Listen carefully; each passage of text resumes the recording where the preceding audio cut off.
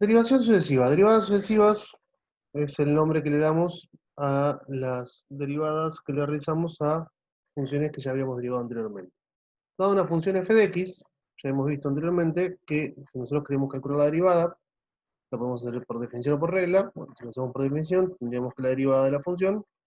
es igual al límite cuando delta x tiende a 0 de f de x más delta x menos f de x sobre delta x. Por ejemplo, si nosotros hubiésemos tenido una función f de x igual a la x cuadrado, por regla de derivación podríamos haber dicho que la derivada de f de x es igual a a la x cuadrado multiplicado por 2x, que es la derivada del exponente. Esta es la función derivada de la función f de x, f' de x, es nuestra primera derivada. Si nosotros queríamos calcular la derivada segunda de nuestra función, f de x, esto sería equivalente a calcular la derivada de la función f de x.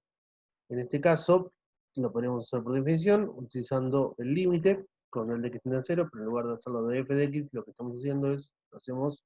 utilizando la función derivada, y en este caso, la derivada segunda de f de x tendría que ser la derivada de la función derivada. Como tenemos un producto, diríamos que es la derivada primero, la derivada de a la x cuadrado, nuevamente sería la x cuadrado por 2x, por el segundo sin derivar, nosotros estamos considerando como el primero a este factor y el segundo a 2x. Por el segundo sin derivar sería por 2x más el primero sin derivar a la x cuadrado por la derivada del segundo por 2. Y así tendríamos la derivada segunda de f de x, que lo podríamos expresar si queremos como a la x cuadrado multiplicado por 4x cuadrado más 2, si sacamos valor común, a la x cuadrado. Bien, si queremos calcular la derivada tercera de la función, sería la derivada de la derivada segunda. Se dice que f es n veces derivable si existen las derivadas primera, segunda y hasta la derivada enésima,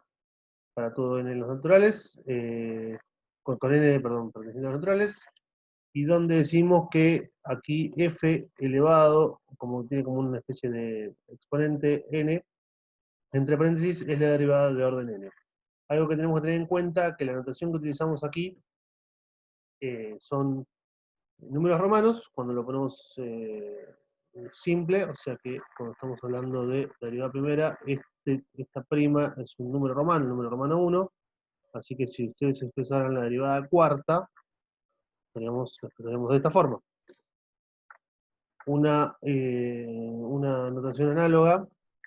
que se utiliza es poniéndolo en número entre paréntesis, ya que cuando se calculan derivadas de orden muy superior, resulta un poco incómodo el número romano, así que otra forma análoga sería de la siguiente forma, en un 4, pero poniéndolo entre paréntesis como figura aquí. Decimos que f es indefinidamente derivable si existen las derivadas de f para todo orden, es decir, que para todo en los naturales, f n veces derivado respecto de x existe.